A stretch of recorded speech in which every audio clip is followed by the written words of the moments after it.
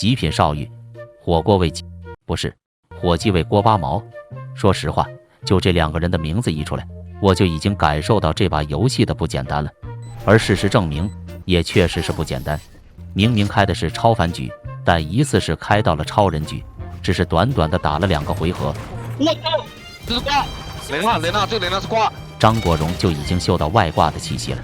出来一颗，那雷娜，信不信？我操，不会吧！火速对瑞娜的实力进行了一波肯定后，很快我就有发现了。相比于对面的恐怖紫毛人，我们家的这个绿毛人好像也有点恐怖。我操，这盖个他妈太是挂！真的吗？你看啊，不用看了，这什么大？我操，这也是个挂！这不是挂，这不是挂。2个人见挂见的，这自己都有点绷不住了。老实讲，国服打久了，好像都已经下意识的会开始看谁都像挂了。不过虽然我不确定这把的游戏里到底有没有挂，但此刻我可以确定的是，剩余30秒。这猎枭一看就不是挂。刚刚这保安明明都在2楼把脚步露完了，这猎枭竟然还能再看1楼。我只能说很难想象，都超凡局了，竟然还会有这种不会听脚步的人。这是什么舞步？刚刚那位是在角落里思考人生，这位好像是在大马路上跳迪斯科。怎么感觉这把好像有点高手如云了？不过虽然对面的木蝶看起来也有点不太聪明，但综合品鉴一下，我觉得果然还是这个火鸡尾锅巴毛更是大聪明。这家伙玩的我都不知道该怎么形容，他就好像是有什么先天呆滞圣体一样，每一个操作都散发着一股浓浓的呆滞感，而且他的这种呆滞感不像装的，像是与生俱来的。在经过了数个回合的人工鉴定后，我们5位师傅都一致的认为，怎么感觉他这个人真的不是很聪明啊？人如其名。跟猎枭打了半天，都给我打得有点疑惑了。我都一度怀疑，此刻他是不是只有身体在打排位，而大脑则在某个地方陷入了沉睡。不过很快我就发现了，虽然这个猎枭的意识是黑铁的意识，但他的瞄准好像是赋能的瞄准。明明走路像呆瓜，枪法却有点像歪瓜。说实话，国服打了这么久，已经习惯了这种诡异的对手了。与其抱怨对手打得怪，倒不如仔细想想自己为什么打得菜。想了一会，很快我就明白，原来是因为我忘了插上了我的 DMA 2代。4比7，我们的分数有点低，不过没关系。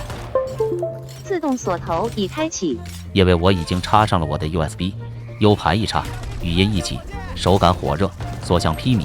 跟着旁边盖克的冲锋杀杀，我直接把对面的维斯和杰峰送回老家。随后一个转身，激发逐风，打了枪猎枭的上半身，把他吓得向后飞奔。一枪头没打死猎枭，尽显幻象魅力时刻。幸好我的技术高超，也展示了波猛男本色，很快就将射箭的猎枭送上了天堂，当起了野生的丘比特。转眼来到3打2，看到盖克被瑞内用制式俘虏，我果断向前帮他把瑞娜逮捕。虽然我一顿操作猛如虎，发现了队友怎么一个没杀全入土，但幸好关键时刻保安还是成功打掉了最后一个，没有让我这把杀了整整4个，却还是面露难色。孤身一人把对面杀疯，火热的手感蔓延至了我的全身。看到我的击杀数已然来到了队伍顶峰，此刻的我感觉如沐春风。等下，好像听到了什么逼格声。刚刚的背景音乐还很动感，现在突然就变得有点污染了。我操，你还玩过和平精英啊？玩过啊，我是和平精英高贵的单字 ID， 网络男神。6，那你什么段位呢？我和平精英6战神。我操，这么牛逼！我不跟你开玩笑，我和平精英真6个战神。那战神哥，你能不能多杀点人？喂，你的麦克风没有声音了。喂，听到张国荣突然就开始细节听不到了，我本以为他这把应该大概率是又靠不住了，但没想到我好像低估了他无敌战神的实力。我一波急停打死了刘宪华超绝近点，又输出了极品少尉的屁股拿下3杀后，看到经典杀3胜2，我本来都已经陷入绝望了，结果没想到这张国荣直接就打掉了维斯，并且在跟火鸡尾锅巴毛的1v1中上演了一波极致瞄准。当锅巴毛还在呆傻的苗头时，他就已经4发子弹全部泼在了锅巴毛的胸毛上，完成了反杀。好枪好枪！哇，你还是真的呀，好帅呀！哎呀，超绝跳 pick！ 太厉害了吧！完了。所以你为什么上完2个才杀5个呀？喂，很难想象，竟然会有人在玩无畏契约的时候，因为突然意识到自己是和平精英的无敌战神，所以实力突飞猛进，完成觉醒。说实话，虽然感觉他这种觉醒的方式好像略微有点抽象，但不管如何，看到他能变强，我还是非常欣慰的。此刻相比于我们家道伊瑞奈的觉醒，对面的道义杰锋就显得还是有点没睡醒。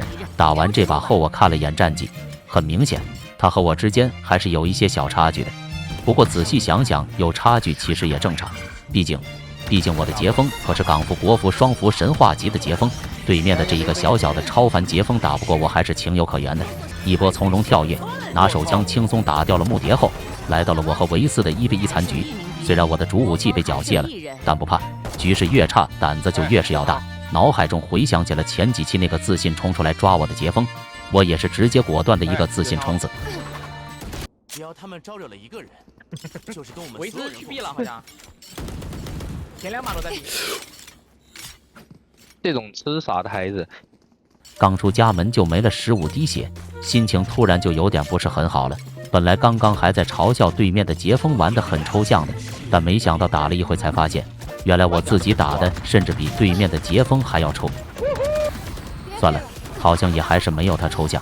知道他被打了后逃跑心切，但咱就是说跑的时候是不是也要想想往哪跑？往右跑就算了，怎么还有往上跑的？本来都已经给自己打得有点自卑了，看完杰锋的操作后，突然又变得自信了起来。其实说到底，我还是想太多了。瘦死的骆驼比马大，我就算再怎么抽象，也毕竟是全场的击杀第一，打的时候还是得要有第1名该有的自信的。11比11，听到队友说中路把都有个木蝶，我明白又到我发挥的时候了。这把不管是赢是输，经济都会溢出，所以我果断起出大狙，来一手顶级中出。局势越是僵持，就越是要打个出其不意。整个下半场我都没有起过狙，而我这把突然起出大狙来到中路，对面肯定想象不到。我都说了想象不到了，不会真有人以为我会被反杀吧？只能说总是会有很多人都认为我帅不过3秒，这其实是一种错误的思想。碎了将近1整把后，即便是快要结束了，我恐怖的发挥也还在继续。4打4，当下打击带走木蝶后，我直接丝滑的封烟退回后点，1秒切换成大狙，先拉出来狙掉杰锋，随后再丝滑的跳到平台。救我！这种呆傻的孩子长得都一12比13，情况突然就有点不妙起来了。只能说幸好，在关键时刻我的杰锋又出手了。我的意思是，我的好朋友对面杰锋又出手了。很难想象，一个队伍里竟然能同时拥有卧龙和凤雏2位神将。我这波进点，当在天上看到杰锋时，我都以为我死定了。结果没想到他直接就一个帅气的右拉，把头塞进了幽影的烟里，形成了一个完美的人工单向烟。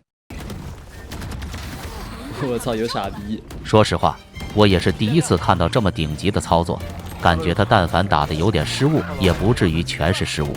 看完了杰锋的表演后，其实我的嘴角都已经开始微微上扬了。但当看到我这把都杀了3个了，我们竟然还能做到差点被翻时，我的嘴角突然就又开始微微下扬了。我寻思对面打的确实是挺拟人的，但是我们家的人打的好像也有点不是人。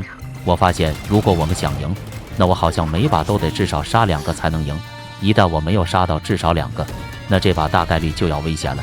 14比13，开局我和张国荣各杀了1个后，我本以为这局游戏都已经稳赢了，结果没想到我被木蝶打死后，4打3，我们家里硬是没有1个人可以打得过木蝶，4个人直接就被木蝶当场逮捕，瞬间团灭了。